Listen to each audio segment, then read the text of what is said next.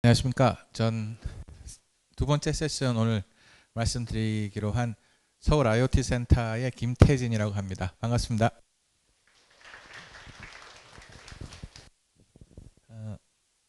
밑에 보시면 제가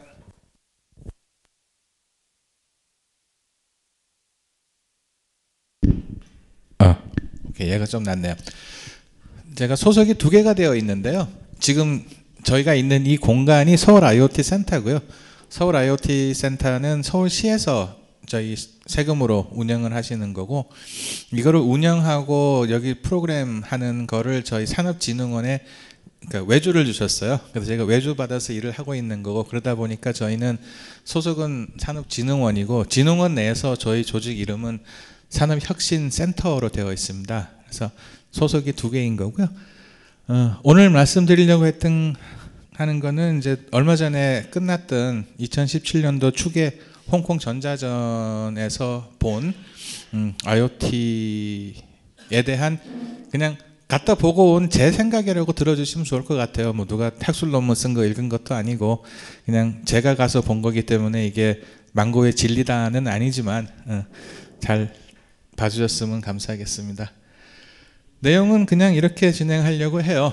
홍콩 전자전이 뭐니? 거기 갔다 와서 본 게 도대체 왜 의미가 있고 너는 그 앞에서 떠들고 있는데를 말씀을 드려야 그럴 것 같고요.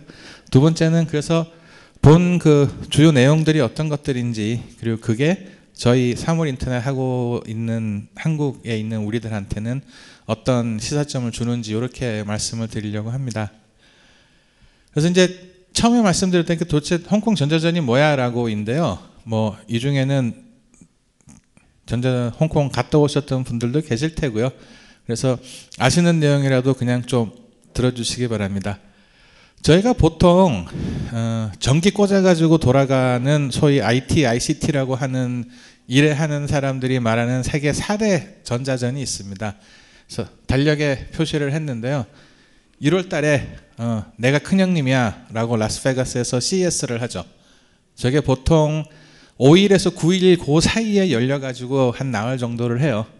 조금 자세한 내용은 다음에 조금 설명을 드리고요. 그러면 2월에서 3월, 저거는 또 희한하게 2월 말에서 3월 초에 걸쳐서 해요. 그 바르셀로나에서 MWC를 하는데, MWC는 그 모바일 월드 컨그레스라고 하는 그 약자고요. 예전에 3GSM이라고 불렀어요. 그러니까 CES는 원래 풀 명칭이 컨슈머 일렉트로닉 쇼니까 가전제품 전시회거든요. 그러니까 피처폰을 텔레비에서 받고 그런 게 세상에 있다더라가 아니라 실제로 써보신 분들은 기억하시겠지만 그때는요 컴퓨터까지는 가전제품이었고요, 핸드폰 이쪽은 모바일 기기였어요. 그래서 따로 놀았어요. 그리고 그 당시에는 지금 우리가 평창에서 KT에서 5G 하겠다고 말씀을 하시는데 2G라고 막 와 거리고 3G 오면 뭐 엄청 빨라진다 할 때는 우리나라를 위시를 한 이쪽 동네에서는 CDMA를 하고, 유럽 동네에서는 GSM을 하고, 미국은 캐리어들끼리 나눠가지고 반반을 하고, 일본은 TDMA였나요? 뭐 그들만의 뭔가 있었고, 중국은 우리는 워낙 나라가 크니까 셋 다 할 거야 그래가지고 CDMA 하는 통신사, GSM 하는 통신사, 그 다음에 심지어 TDMA 하는 통신사도 조그만 하나 있었어요. 그렇게 막 있을 때는 MWC가 거기 가면은 GSM 분들은 이렇게 움직이고 있구나, 그 다음에 새로운 전화기들, 어머 세상에 풀 컬러가 되는 화면이 심지어 2인치가 되는 전화기가 나왔대. 뭐 요번에 소니에서 나온 전화기는 벨소리가 뭐 64화음이래 뭐 이런 거 할 때 가서 열심히 보던 게, 그래서 이제 그 배경으로 나와 있는 전시회고요. 그 다음에 이제 봄 홍콩 전자전인데 그건 조금 건너뛰고 9월 달에 보시면은 이제 베를린에서 하는 IFA가 있습니다. 저거는 독일 말이라서 제가 풀네임 발음을 할 줄을 모르고요. 원래 시작할 때는 독일 라디오 전시회라고 했던데 저것도 사실 따지고 보시면은 독일 전자제품, 가전제품 박람회예요. 하고 그 다음에 이제 10월 달에 그 홍콩 전자전, 이렇게 해서 이제 요게 저희가 보통 4대 전자전이라고 하는 것들입니다. 달력을 보여드린 김에 요거 좀 기억하세요. 다음 판에 가서 설명을 드릴게요. 대충 얘들이 그 날짜적으로 어떻게 되어 있었든지. 자, CES는 아까 말씀드렸지만은 라스베가스에서요. 그리고 저거는 그냥 한마디로 설명을 하면은요, 글로벌한 회사들이 다 나와가지고 좋게 말하면은 나는 금년에는 이러한 신기술을 가지고 이러한 신제품들을 주력으로 할 거야라고 하는 거를 어나운스하는 거고요. 조금 나쁘게 하면은 다 자랑하는 데예요. 그러니까 가면은 회사들이 엄청 커요. 제일 큰 데가 삼성이고요. 그 옆에가 LG고요. 가면 좀 뿌듯합니다. 원래는 라스베가스 컨벤션 센터라고 하는 데에서 했었는데 규모가 커지다 보니까 센스 엑스포까지 이렇게 많아져 가지고 펼쳐졌어요. 그래서 그거를 테크 웨스트, 테크 이스트라고 부르는데, 이제 주 전시관이 그 웨스트, 예전에 그 라스베가스 컨벤션 센터거든요. 그럼 거기로 들어가는 큰 문이 그 남쪽 문하고 북쪽 문하고 이렇게 두 개 있는데, 한쪽에 가면은 삼성으로 도배돼 있고요. 저쪽으로 가면 LG로 도배가 돼 있어요. 그래서 제일 큰 전시회는 삼성 전시관이고, 그 다음 전시관은 LG 전시관이고, 그 다음에 우리를 만나는 다른 외국 사람들은 우리가 한국 사람이라는 거 아니까, 우리 듣기 좋게, 거기 가면은 삼성이 있고 LG가 있고, 그 옆에 뭐 기타 등등 뭐 캐논, 소니, 까라 이런 회사들이 몇 개 있지라고 이야기를 하는데, 그러니까 저희가 말을 하면은 다 알 수 있을 정도의 큰 회사들이 저기에 다 나와서 매년 초에 우리가 올해는 이런 거를 합니다라는 거를 어나운스를 합니다. 그래서 몇 년 전에 다 기억하시겠죠? 한때 왜 텔레비 만드는 회사들이 다 3D TV 한다 그래가지고 집에 3D TV가 없으면은 아주 큰일 날 것 같이 막 프로모션 하시던 때가 있어요. 그때 3D TV들 다 여기서 내놨고요. 그게 지나가고 나니까 우리가 이제 그 4K라고 하는 거 내놓고 막 하는 것도 여기서 다 했고요. 이제 그런 식이에요. 그러니까 올해는 뭐 할 거다라는 걸 했는데, 이게 의미가 가지는 거는 뭔가 하면은요, 아까 금방 말씀드린 것처럼 큰 회사들이 올해 우리는 뭘 주력할 거야 라는 거를 보여주는 것뿐 아니라, 하다 보니까 우리가 전통적으로 가전제품의 범주라고 생각하지 않았던 데들이 막 들어와요. 가장 대표적인 게 최근 몇 년간에 나오는 자동차 업체들이에요. 그러니까 원래 CES가 올 초, 그러니까 2017년 CES가 50주년이었거든요. 거기에 항상 자동차 관련이 있었는데요. 그게 다 가전제품 전시회다 보니까 뭐였는가 하면은 차에 들어가는 비싼 스테레오 시스템 있잖아요. 뭐 차값보다 앰프 값이 더 비싸고 뭐 이런 류의 것들 주로 하는 거였는데, 어느 날 갑자기 슬금슬금 저기에 그냥 자동차 회사들이 들어오기 시작해요. BMW, 볼보, 포드 뭐 이런 분들이 들어오기 시작을 하면서 이제 이 개념이 바뀌는 거죠. 그게 실제로 그분들이 이야기를 들어보면은 지금 자동차에 들어가는 부품이나 이런 거를 따지면은 엔진 빼고 제일 비싼 게 그분들 말로 전장품이라 그럽니다. 그리고 이제 그 자율주행을 하려 그러면은 이제 뭐 훨씬 더 많은 게 들어가야 되니까, 그래서 그런 분들이 들어오고요. 그렇게 해서 우리가 통상적으로 가전제품이라고 생각하지 않았던 범주에 있는 것들이 다 들어와서 그런 큰 회사들이 이런 걸 보여준다라는 게 되게 가서 보면서 올해는 이제 미국 시장 이렇게 움직이겠구나라는 거를 보는 거고요. 그런데 이제 아시는 분 아시겠지만은 요즘 IT에서 제일 잘 나가는 두 회사는 여기 절대 안 가잖아요. 애플하고 구글. 그들은 따로 하잖아요. 그래서 애플은 애플 디벨로퍼스 컨퍼런스 이런 걸 하고, 구글은 구글 또 뭐 이런 거를 하고, 그러니까 이제 거기에 따라 가지고 삼성, LG도 또 여기를 가기는 하지만 또 삼성 데이하고 LG 데이하고 뭐 이런 걸 하시면서 그런 쪽이 약간 좀 이렇게 열기가 식어요.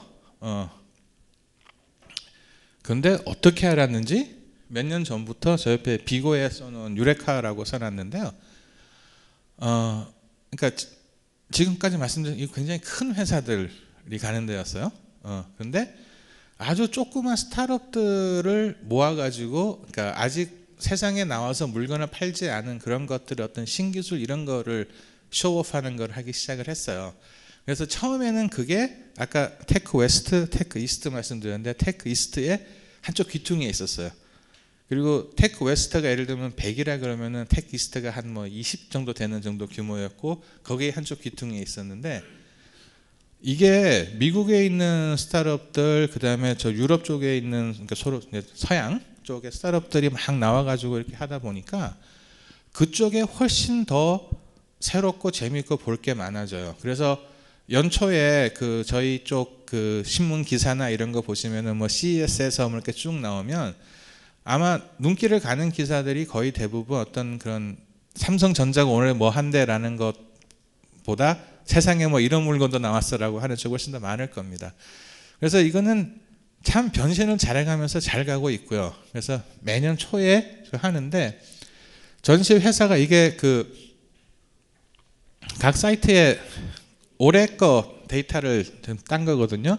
4,000개 플러스 얼마가 왔다라고 하고 참가자가 한 18만 명 그리고 전시 면적이 7만 3천 평인데 7만 3천 평 그러면은 감이 잡히세요? 저는 아파트 단위를 넘어가면 안 잡히고 그것도 30평 넘어가면 잘 안 잡히는데 그래서 저 밑에 저기 8.6이라고 써놓은 게 뭔가 하면은요 저희 코엑스가 전시관이 A, B, C가 있잖아요. 그거 다 합치면 5,600평이랍니다. 그러니까 저 전시관이 코엑스 3개 다 합친 거에 한 8.6배쯤 된다고 보시면 돼요. 그러니까 대충 머릿속에 어느 정도 규모인지 A하고 C가 크기가 크고 B가 작기 때문에 그 한 관 정도로 생각하시면은 저게 곱하기 한 대충 2 정도 하시면은 머리에 잡히실 거예요. 그 다음에 이제 아까 말씀드렸던 바르셀로나에서 하는 MWC가 있고요. 얘들은 이제 바로 붙여서 하고 아까 설명드렸지만 이거는 통신사들 위주로 하는 거였는데 이제 아이폰 만드는 애플하고 안드로이드 하는 구글이 저런 전시회는 안 나가다 보니까 저희 같은 이렇게 가서 컨슈머 쪽에서 뭐가 새로운 게 있는지를 보려고 하는 사람들한테는 점점점 좀 재미가 없어져요. 그리고 대부분 저기는 어떤 분들이 나오시는가 하면은 통신사가 가고요. 그러니까 우리로 치면은 SKT, KT, LG, U+ 같은 분들이 가시고 거기에다가 장비를 납품하시는 삼성전자, 뭐 중국의 화웨이 뭐 이런 분들이 주로 가셔서 막 5G 장비 막 이런 거 있어요. 뭐 NB-IoT 그러면 막 NB-IoT 새로운 장비 막 이런 걸 하는데 그런 분들이 보실 때는 저희 같은 사람들은 와서 봐도 인생에 아무 도움이 안 되는 그 찌기다시잖아요. 그래서 갈수록 못 들어오게 해요. 초대장 없는 사람 들어오지만 우리 부스 다 막아놓고. 그래서 조금 재미가 없어진 게 이제 MWC고요. 이제 그다음에 그 아까 달려 기억하시면 쭉 뛰어가지고 이제 9월달에 베를린에서 IFA를 하는데요. 요거는 유럽 중동 시장을 겨냥을 한 진짜 물건 파는 전시회예요. 앞에 2개는 이렇게 뭔가 새로운 거를 보이고 우리 회사 이런 훌륭한 기술이 있어 뭐 이런 거가 주 포커스라고 하면 IFA는 진짜 가서 물건을 보고 이거 얼마예요? 주문하려면 어떻게 해야 돼요? 뭐 최소한 2,000개는 주문하셔야 됩니다. 그럼 뭐 몇 불입니다. 지금 주문 넣으면 언제 받을 수 있어요? 뭐 이런 정말 구체적인 상담이 이루어지는 전시회고요. 그래서 올해는 전시회사가 한 1,800개에 25만 명이 왔다라고 하고 4만 8천 평 정도가 되는데 보시면 느끼시겠지만 전시회사 수는 작은데 오는 사람은 더 많아요. 그게 뭔가 하면은 저거는 진짜 그 물건 사가지고 파시는 분들이 그냥 이렇게 돈거리를 찾아서 막 가시는 이제 그런 데고요.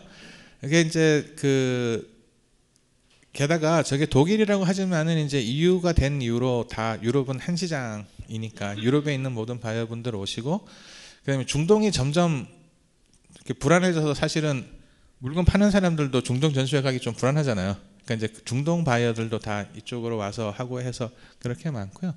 그다음에 이제 홍콩 전자전인데 이거는 봄 가을로 아까 보셨지만 연 2회를 합니다. 그러니까 원래는 가을에 했었는데요. 이게 인기가 좋아가지고 사람들이 많이 하니까 봄을 만들었어요. 그러니까 춘계, 추계로 이렇게 나눠져서 이제 가을이 메인이고요. 올해 가을에 한 2,900개 전시회에서 한 6만 명 전도가 왔다고 하는데 그게 이제 곱하기 2 정도 해가지고 이루어진다고 보시면 되고요. 홍콩 전자전의 특징은 뭔가 하면은 그 중국에서 물건을 만드시는 제조사들이 물건을 가지고 대거 전시를 합니다. 이분들을 점잖게 말할 때는 제조사라고 말하고 나쁘게 말할 때는 옛날에는 샨자이라 그랬죠. 한문으로 읽으면 산채, 산저. 그러니까 베껴가지고 잔뜩 찍었다가 왕창 팔고 잡으러 갈 때는 공장 문 닫고 도망가서 없는 뭐 이런. 그러니까 이제 좀 옛날 이야기긴 하지만 그런 분들이 그러니까 중국에서 나오는 그런 상상하지 못하던 가격에 막 나오는 이런 새로운 물건들이 쭉 나와서 그걸 보러 가는 거고요. 그렇기 때문에 거의 세계에서 그 바이어들이 온다고 보시면 돼요. 마찬가지로 이것도 구체적으로 상담이 이루어지고 거의 대부분 내가 지금 주문하면은 생산해 가지고 줄 수 있는 단계에 와 있는 물건들을 전시를 합니다. 그러니까 저희 쪽 입장에 생각하면 이제 금형 파놓은, 그래서 내가 찍으면 되는 이런 것들을 주로 전시를 하고요. 그래서 저기를 가는 이유가 뭔가 하면은요. 중국 분들이 이거를 만드시기 시작했네라고 하는 거를 보러 가요. 물론 거의 모든 가전제품 관련 전시회가 그렇듯이 한 3분의 1 정도는 부동의 다 음향기기들이고요. 스피커, 이어폰, 뭐 이런 뭐 턴테이블 이런 그 시장은 안 죽는 모양이더라고요. 계속 하고 있긴 하지만 뭔가 새로운 거를 이거를 만들기 시작해?라고 하는 것들을 보러 가는 겁니다. 그 예를 들자면요. 옛날에는 DVD 플레이어라는 게 있었어요, 그죠? 지금은 어디로 갔는지. 그래서 우리나라도 그 열심히 만들었어요. 삼성, LG, 뭐 아남 이런 데서 만들었었는데 제 기억에 그게 대충 하나에 한 30만 원, 좀 좋은 거는 40만 원 뭐 이렇게 해서 팔렸죠, 그죠? 그러다가 어느 날 중국 분들이 9만 원짜리를 시장에 내놓기 시작했어요. 싸그리 망했죠. DVD 플레이어의 품질은 오히려 중국 게 더 좋았던 거로 저는 기억을 해요. 말도 안 되는 소리인데 중국에 워낙 짝퉁 DVD가 많아가지고 그런 이렇게 품질이 떨어지는 DVD도 잘 읽어서 플레이를 해주는 플레이어를 만들어야 했기 때문에 오히려 더 잘 플레이를 하고 했던 게 기억나는데 그러니까 그런 식으로 이분들이 자기네들의 어떤 대량 단가로 물건을 만들어 세상에 내보내기 시작을 하면 그게 그냥 거기서 끝나는 게 아니라 저희한테 영향을 미쳐요. 한 1, 2년 사이에 그냥 빡 하고 옵니다. 또 하나의 얘가 그 태블릿 PC죠. 처음에 아이패드 나와가지고 막 와 뭐 이렇게 할 때 얼기설기한 태블릿들을 중국 업체들이 막 만들기 시작을 하더라고요. 처음에는 솔직히 좀 볼 게 못 됐어요. 한 2년 3년쯤 지나고 나니까 나름 괜찮아요. 근데 가격이 말이 안 되는 거죠. 지금도 그렇죠. 저기 아이패드 새로 나오면은 대충 돈 100만 원은 각오를 하고 가야 되잖아요. 근데 그때 가격이 대충 어떻게 정해졌는가 하면은 화면이 7인치면은 70불, 화면이 9인치면은 90불, 그러니까 인치당 10불 정도 하는 가격으로 막 이 집 저 집 다 있는 거예요. 그러다가 어느 날 그 10불이 깨졌어요. 7인치짜리인데 뭐 2,000개 사면 55불에 준대. 그러니까 세상이 어떻게 됐습니까? 인터넷에서 인강 신청하면은 그거 보라고 태블릿 하나 주잖아요. 그러니까 이런 이 사람들이 뭐를 만들기 시작한다라고 하는 게 그냥 에이 뭐 중국 분들이 하시는 일 이게 아니라 그게 저희한테 영향을 끼쳐요. 그래서 이제 그런 거를 보러 가는 거고요. 이번에 봤던 거를 좀 말씀드리려고 하는 겁니다. 그냥 얘는 사진이 이뻐서 올린 거는 아니고요. 이게 그 홍콩 전시회를 하는 데인데 5층짜리라고 보시면 되고요. 이쪽은 옛날에 그 영국 식민지 이런 쪽이었기 때문에 우리랑 달리 이 땅층은 따로 있고 우리가 2층이라고 부르는 데서부터 1층이라고 불러서 가잖아요. 그래서 1층, 3층, 5층에 전시장이 있고요.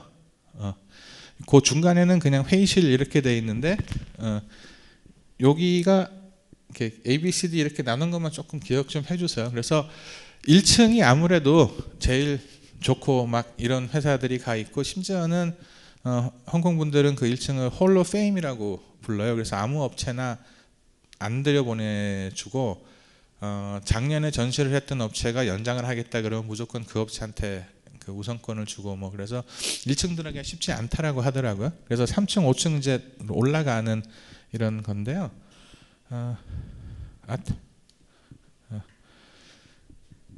그래서 이제 가서 본 것들을 정리를 하자면은요, 한국 분들 되게 많이 왔습니다. 역대 최고라고 하더라고요. 아까 토탈 몇 개 업체 있는지 혹시 기억하세요? 2,000 몇백 개였잖아요. 올해 한국 업체가 100개 넘게 갔었다고 합니다. 그러니까 대충 한 5% 정도가 한국 업체라고 보시면 되고요. 그다음에 이제 PMB, 그 Personal Mobility Vehicle이라고 하는 면 아무도 모르고 그냥 요새 뭔가 희한따끔한데 애들이 타고 다니는 거, 이거는 자동차도 아닌 것이 자전거도 아닌 것이 있잖아요. 바퀴가 하나도 있고 뭐 두 개도 있고 옆으로 하여튼 그런 류의 물건들이 굉장히 많이 보이기 시작을 했고, 또 하나 놀란 거는 무선 충전기가 갑자기 왕창 나와서 이건 또 뭐야 조금 이따가 말씀드리겠고요. 그 다음에 저희한테 관심 있는 거는 홈 IoT 쪽에서 굉장히 많은 물건들이 나오고 있습니다. 하나씩 조금 보시죠. 사진 보이시는지 모르겠는데 이게 그 한국관이었어요. 그래서 안 보이시군. 이게 여기가 부스 번호가 OC라고 써져 있거든요. 그럼 아까 그 5층에 저쪽에 C에 있다라는 소리고요. 하나 더 있는데 요거는 부산에서 또 따로 오셨더라고요. 이렇게 해가지고 다 합쳐서 100개 이상의 업체들, 여기뿐 아니라 그 또 각각의 또 자기 분야에 맞는 데 가서 또 따로 부스를 내신 분들도 있고, 그래서 한 100개 업체가 왔다고 하시는데요. 여기도 보시면은 부스 번호가 OB라고 되어 있죠. 그러면 저게 제가 이제껏 본 한국관 중에서는 자리 제일 잘 받은 겁니다. 항상 좀 이렇게 약간 저쪽 귀퉁이 쪽에 이렇게 있어가지고 가서 아는 분 나오셨다 그래서 인사는 드려야 되는데 찾아가기도 힘들고 가면은 좀 산촌님만이었고 헐빈하고 그랬는데 올해는 장소 잘 잡으셨더라고요. 그리고 한국 업체들이 이렇게 많이 나왔다는 것은 사실 보는 제 입장에서는 기분이 좋았던 게 뭔가 하면은 이제 이 중국, 그러니까 홍콩이지만은 사실은 심천 광동에 있는 업체들이 제일 많고 이러니까 그쪽을 중심으로 돌아가는 어떤 그 시장이라든가 이런 거에 우리가 적극적으로 들어가려고 노력을 하는구나. 그리고 또 사실 가서 보면요, 아무래도 한국 물건들이 좀 좋아요.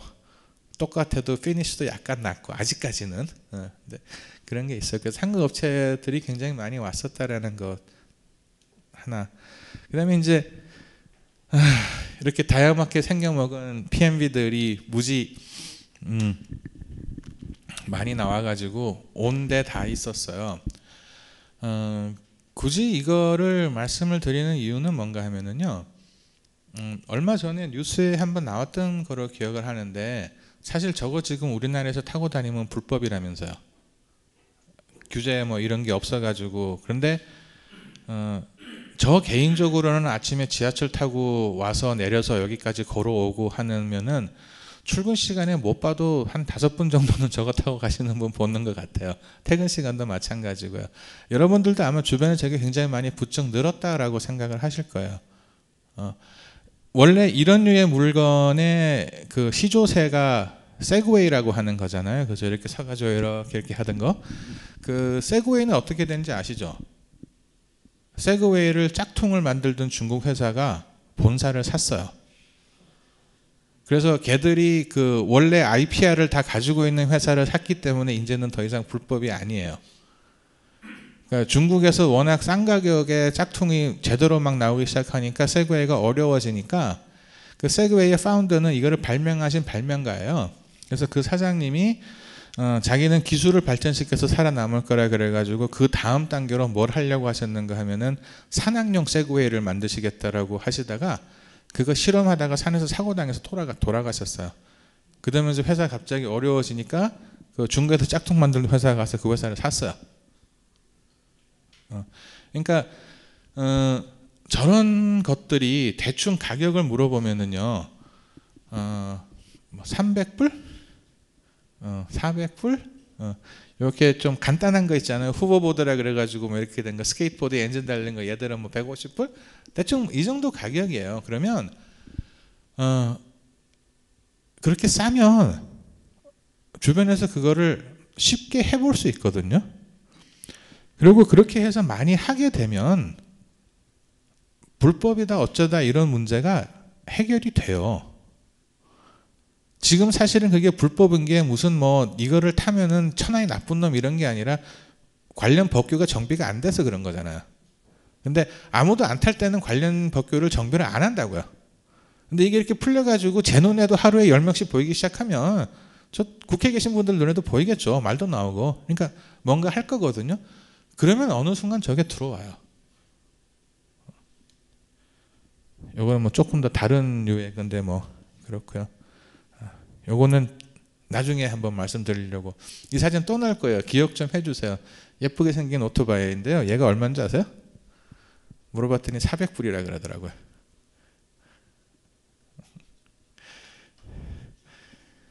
그 다음에 이제 우리를 놀라게 했던 게 뭔가 하면은 이 치라고 하는 무선 충전기가 온 동네에 있는 거예요. 원래 무선 충전기 하시는 분들이 있어요. 그리고 그분들은 매년 무선 충전기 제품을 가지고 나오세요. 근데 올해는 이 집은 무선 충전기가 주력이 아닌 업체인데 무선 충전기 제품이 있고요. 되게 많은 거예요. 그래서 도대체 왜 그러니? 라고 물어봤더니 애플이 아이폰 8하고 X에서 무선 충전을 지원하기로 했다면서요. 그것도 그 무선 충전 그 표준을 중국 쪽에서 주장을 한 저 치를 채택하기로 했다면서요. 저 치라고 하는 게 제가 듣기로는 저희가 기온기자라고 하는 거 있잖아요. 그걸 중국 분들 발음으로 읽으면은 치래요. 그래서 자기네들이 한 건데 이게 이제 애플에 채택돼 가지고 나온다라고 하니까 이제 너도 나도 하는 거고요.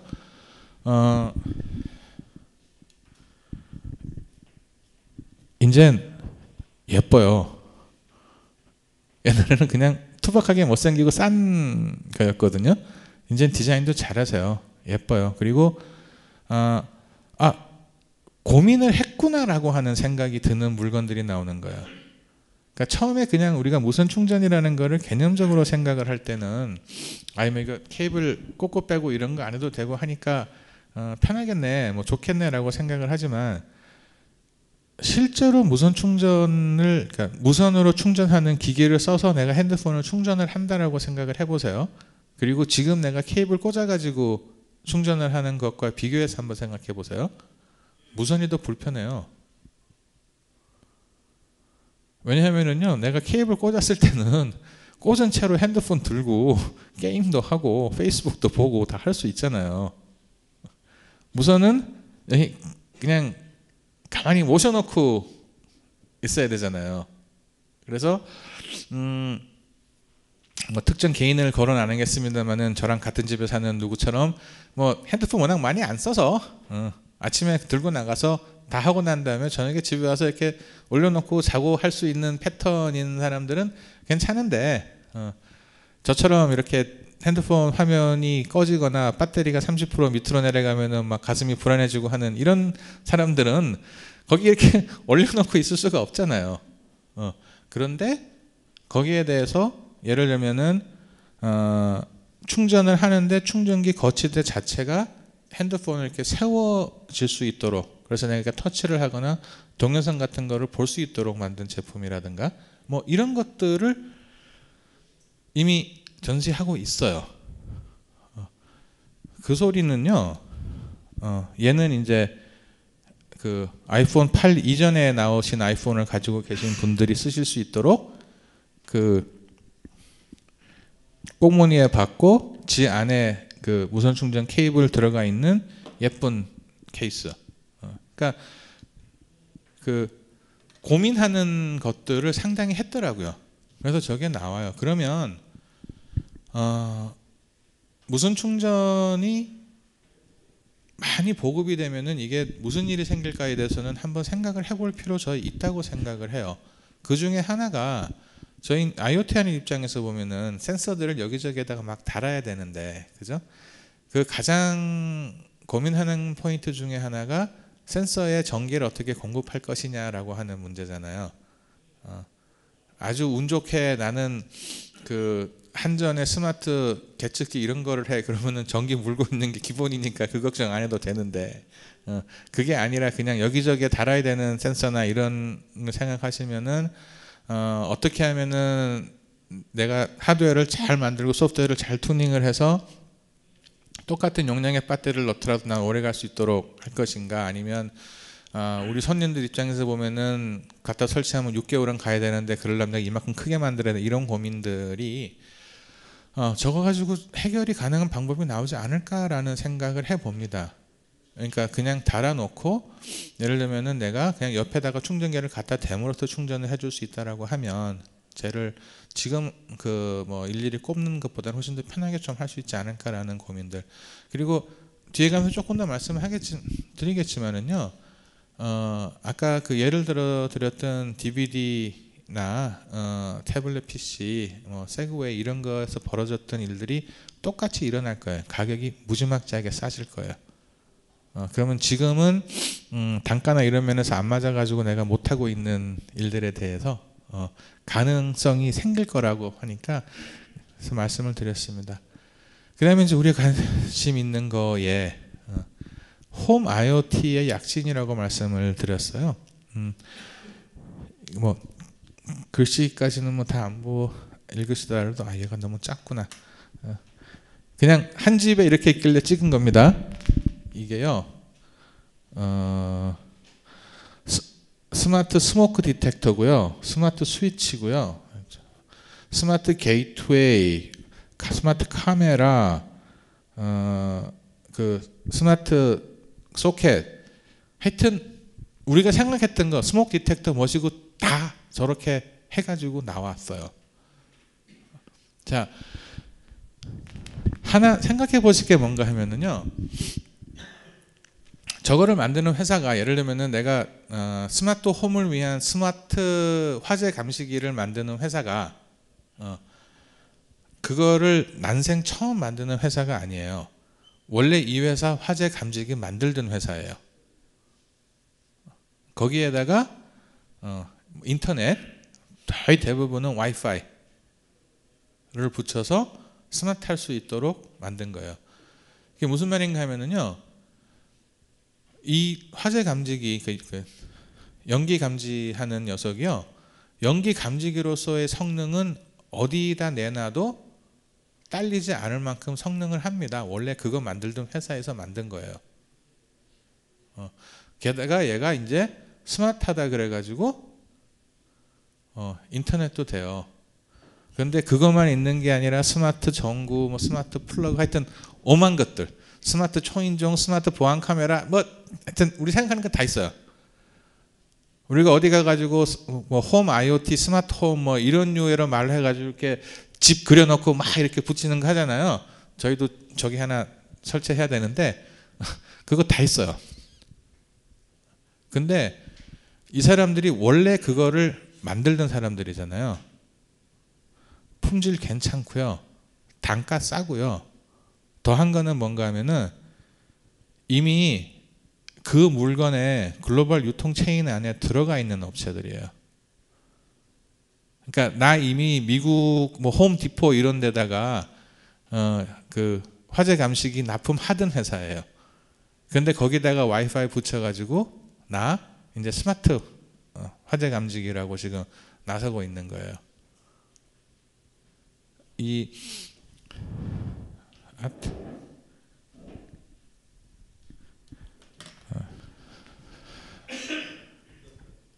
얘도 마찬가지예요. 이게 저기 이름이 재밌긴 한데 저게 뭔가 하면은요, 복도에 전기 콘센트 나와 있잖아요.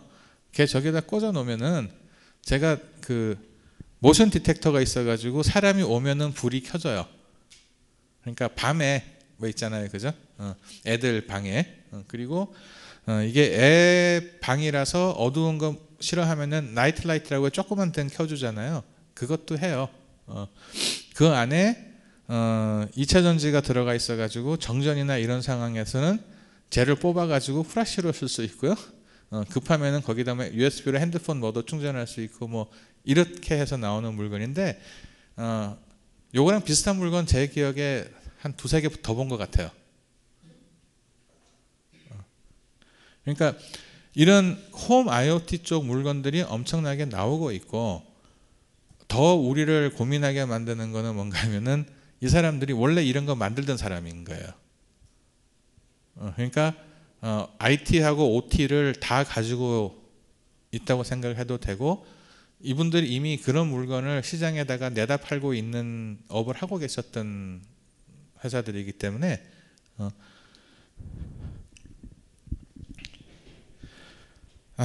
이제 그래서 자, 어떻게 우리 입장에서는 어떤가를 한번 보시자고요.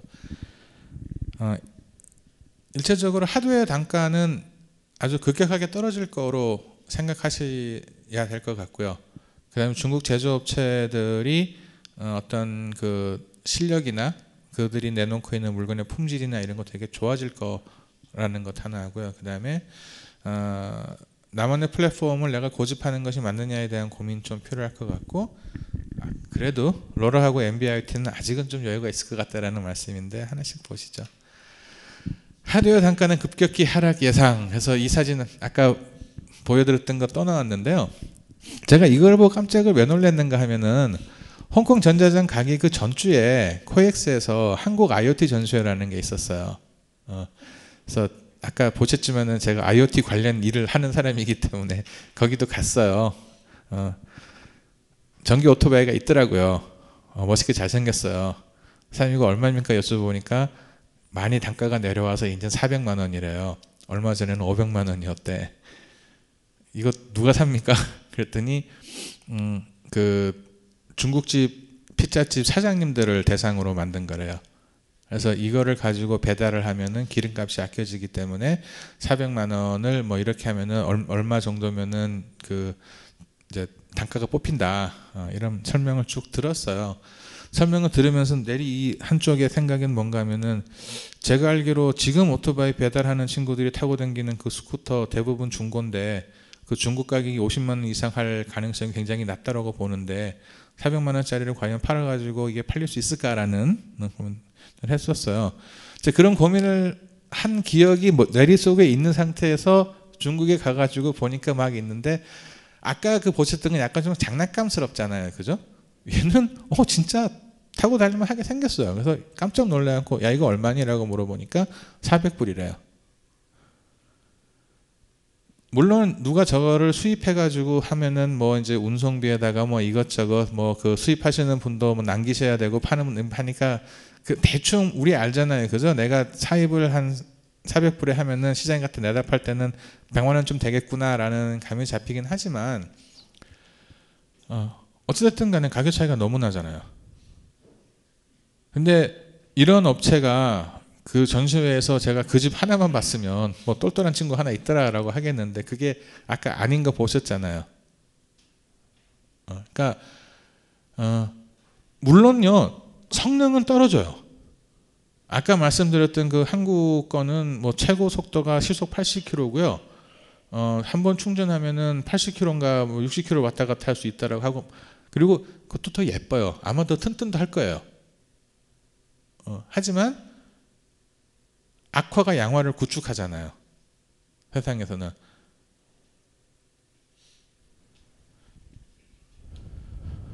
이거를 보여드리는 거는 자세히 보시면 저게 다 블루투스 모듈들이에요. 색깔 비교하려고 저기 100원짜리 동전 비슷한 크기의 하나 놓고 이거 찍었는데 이게 뭐 그 모듈에 대해서 말씀을 드리려고 하는 게 아니고요. 왜 하드웨어 단가가 아주 많이 떨어질 거라고 생각을 하냐고 하면은 아까 말씀드렸던 그 중국의 수많은 제조업체들이 처음서부터 끝까지 자기네가 뭘 다 만들지 않잖아요. 그러니까 내가 블루투스를 쓴다고 해서 블루투스 모듈을 설계하시는 집 없어요. 그냥 있는 것 갖다 사 쓰고 하는 거를 하고 꼭 블루투스뿐 아니라 다른 모든 것들도 아까 말씀드렸던 그 태블릿 PC 같은 게 이제 뭐 7인치짜리 55불이야 그러면은 야 걔 와이파이 되니? 그러면은 와이파이는 기본으로 돼. 나 한국인데 CDMA CDMA 모듈 넣으면은 15% 올라가. 뭐 이런 식이었거든요. GSM인데 GSM은 조금 8불 뭐 이런. 그러니까 다 모듈 갖다 집어넣어 가지고 하는 건데 뭔가가 막 저렇게 대량으로 생산을 해가지고 대량으로 많이 쓰이고 세상에 막 이렇게 풀리기 시작하면은 부품 가격도 당연히 따라서 떨어집니다. 그러면 저 모듈 가격도 따라서 떨어질 거예요. 그러면 지금 드리고 있는 말씀 하드웨어 단가는 당연히 더 내려옵니다. 그게 저희한테 주는 시사점은 저는 뭐라고 생각을 하는가 하면은요. 지금 IoT를 함에 있어서 내 비즈니스 모델의 아주 중요한 부분이, 그러니까 내가 수익을 어떻게 낼 것이냐에 대한 아주 중요한 부분이 내가 하드웨어를 얼마에 만들어 가지고 얼마에 팔아서 그 사이에 차익이 얼마가 나니까 그게 나의 메인 비즈니스 모델이다라고 생각을 하고 계시면은 조금은 다시 한번 길게는 생각을 다시 좀 해보실 게 필요하다라는 말씀입니다. 지금은 할 수 있어요. 2년, 3년. 근데 3년 후에 어떻게 될지는 사실은 모른다고 생각을 해요. 그러니까 지금 우리가 아직까지는 룸이 있을 때 그냥 하드웨어를 싸게 만들어서 비싸게 팔아서 그 사이에서 차익으로 수익을 보는 모델에서 한 단계 더 발전을 해서 센서는 누구 걸 써도 좋아. 뭐 중국 게 싸면 중국 거 쓰자. 그런데 그 센서에서 받아들인 데이터를 어떻게 인포메이션으로 바꾸고 그 인포메이션을 바탕으로 내가 어떻게 해야 되겠다라는 디시전을 내리고 그거를 실제로 실행에 옮기는 그 뒷단에 붙어있는 로직들이 있지 않습니까? 그거는 나만이 할 수 있는 일이거든요. 거기에서 우리는 돈을 버는 모델로 가급적 빨리 옮겨가야 된다고 생각을 해요. 센서는 그냥 전기 신호에 의해서 무슨 수치 값을 나한테 알려주는 것 이상이 아니잖아요. 내가 온도 센서를 달아놨는데 걔가 24도래요. 그러면 그냥 24도인 거잖아요. 그죠? 24도라서 더운 건지 24도라서 추운 건지 전혀 가치 판단이 안 돼 있는 숫자잖아요. 내가 지금 이 센서를 가지고 어떤 서비스를 뭐에 쓰고 있다는 것에 따라서 내가 그 24라고 하는 숫자를 해석하는 바가 달라지지 않습니까? 예를 들어서 내가 지금 사우나의 온도를 재고 있다 그러면 24라 그러면 낮으니까 올리는 뭔가 액션을 취해야 될 거고요. 내가 거꾸로 냉장고에 대해서 뭘 하고 있다면은 24는 높으니까 낮추는 액션을 취해야 될 거고요. 그리고 그게 예를 들면은 집안에 있는 온도를 하고 있다라면은 24 딱 좋아 일 수도 있고요. 그러면 내가 가지고 있는 노하우로 24가 딱 좋아하면 어떻게 24를 계속 이렇게 편차 없이 유지시켜 줄 것인가에 대한 게 내 기술이 들어가는 거고, 내가 어떻게 빨리 차게 할 것이냐, 빨리 뜨겁게 할 것이냐라는 게 들어가는 거고요. 사진 안 넣은 것 같은데 이번에 봤던 것 중에 또 놀라웠던 게 하나가 이 화분에다가 이렇게 꽂으면 습도, 온도, 뭐 막 이런 pH 뭐 이런 거를 재는 애가 있는데 그런 거는 몇 개 봤어요. 근데 한 집이 깜짝 놀랐던 게 뭔가 하면은 대학 교수들이랑 같이 해가지고 5,000개의 식물 종류에 대해서 얘들의 최적 생장 조건을 다 DB로 만들어서 그거를 제공하는 앱이랑 같이 제공을 하더라고요.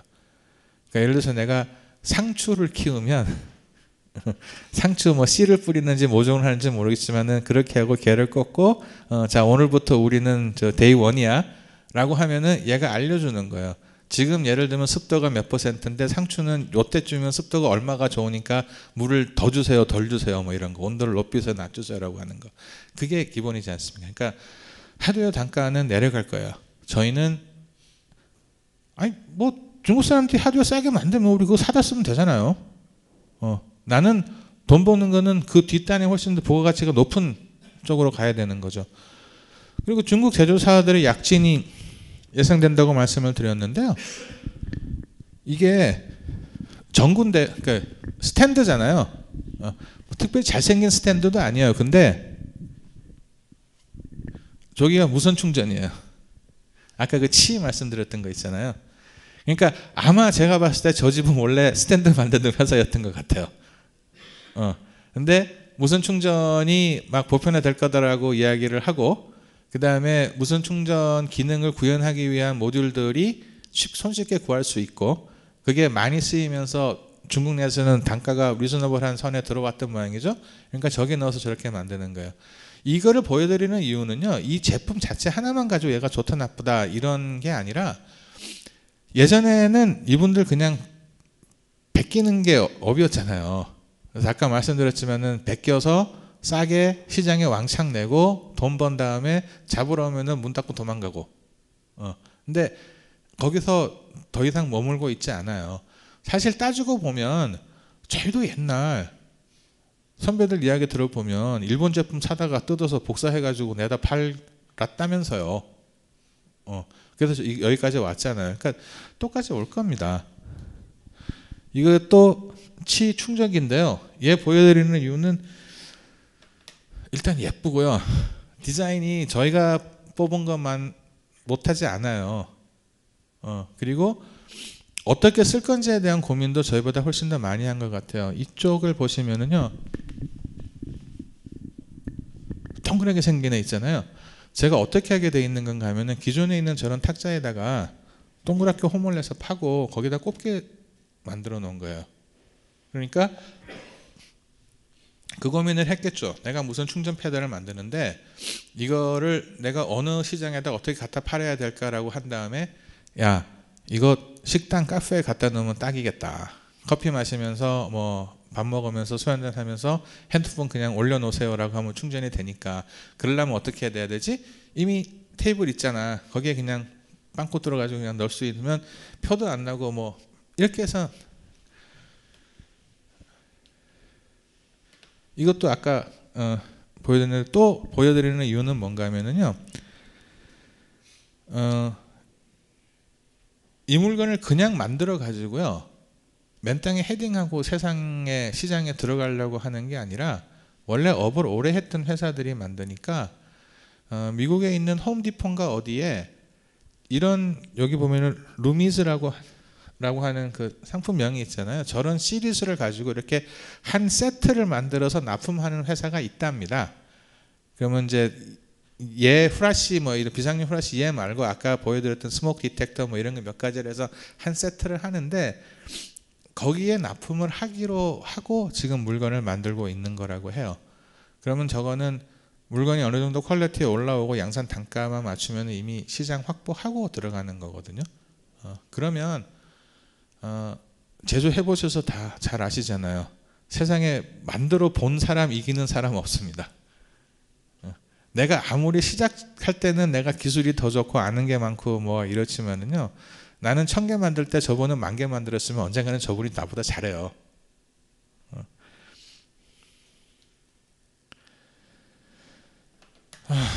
그리고 플랫폼 합류 고민인데요, 지금까지 보여드렸던 이 모든 것들이요 다 어떻게 보면은 단품이에요.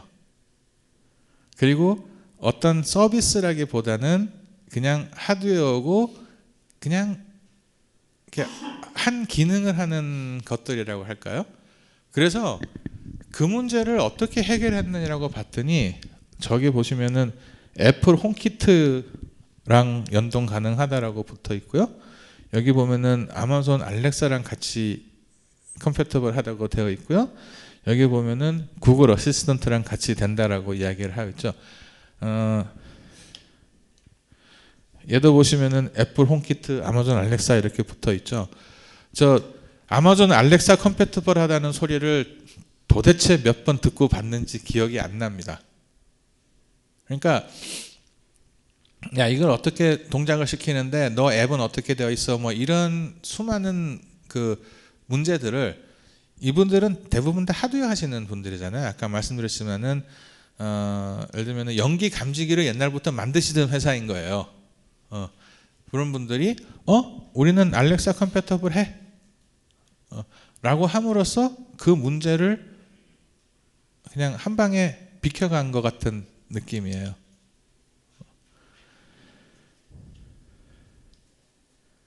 이건 뭐 하나 더 있어서 그냥 보여드리는 건데요. 그러니까 그것도 이제 IoT를 한다라고 하는 저희들 입장에서 한번 고민해 볼 필요가 있다라고 생각을 합니다. 무슨 말인가 하면은요. 세상에 지금 시가총액이 제일 높은 10개 회사를 줄을 나래비를 세우면은 10개가 다 뭐 플랫폼 회사인가 그렇다면서요. 그 저기 오바마의 현인 그 아저씨네 투자 회사가 9등에 있다가 내려갔다나 뭐 어쨌든 뭐 그래서 지금 그렇다라고 해서 플랫폼을 하면 되게 좋아요. 나도 하고 싶죠. 그래서 모두가 다 플랫폼을 하고 싶어 해요. 근데 그렇게 해가지고 누구나 다 플랫폼이 될 수 있으면 플랫폼이 그만큼 가치가 없을 거예요. 되기가 어려운 거를 성취를 했기 때문에 그만큼 초과 이익을 누리고 있다고 저는 생각을 하거든요.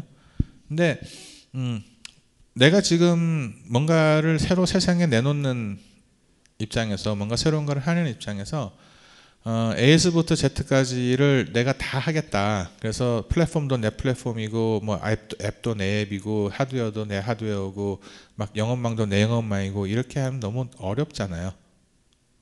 그래서 우리의 꿈은 높은 데 두고 있으시되 지금 당장 시작하는 거는 기존에 있는 플랫폼하고 내 거하고 연동이 잘 돼 라고 하는 것도 아주 괜찮은 방법일 거다라고 생각을 하고요.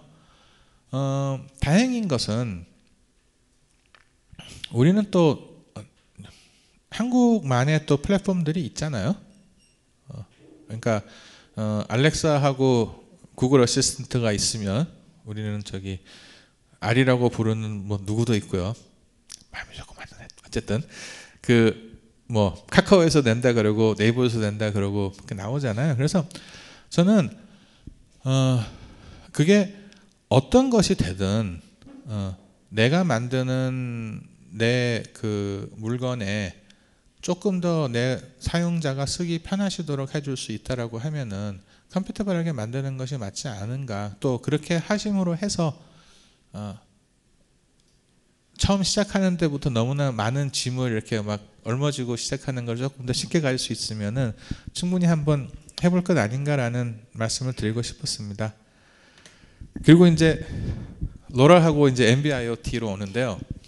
다행히 아직은 여유가 있습니다. 눈에 불을 켜고 돌아다니면서 야, 너 로라 되니? 너 NB-IoT 되니? 라고 물어보고 돌아다녔는데요. 로라 된다라고 말을 한 집들은 손에 꼽을 정도로 작았어요. 그것도 우리 한국에서 하는 SKT향 로라는 아직 못 봤고요. 다 그 왜 로라 원이라고 하는 기본 표준을 지원하는 데들은 몇 군데 있었습니다. 이 사진을 올린 게 뭔가 하면은 자세히 보시면은 보이실지 모르겠는데 그 옆에 있는 프랭카드하고 제가 사진 찍은 거하고 조금 다르죠. 이거는 A3에다가 인쇄를 해가지고 붙여놨다. 그러니까 그만큼 아직 준비가 안 돼 있다는 거를 상징적으로 보여준다 싶어서 이 사진을 올렸습니다. 그러니까 로라가 있다라는 거는 알고 있고요. 그거를 만들 능력은 되는 것 같아요. 왜냐하면 이분들은 로라를 자기가 알아야 되는 게 아니라 로라 모듈을 사서 꽂으면 된다로 문제를 해결하시는 분들이기 때문에 하지만 아직까지는 그 로라를 중국에서 이렇게 막 준비하고 대세가 이루는 것 같지는 않아요. 거꾸로 이야기를 하면 아직 한국 로라 시장이 크지 않아서 무시당하는 거일 수도 있긴 하지만 저희 입장에서 보면 아직은 여유가 좀 있어 보입니다.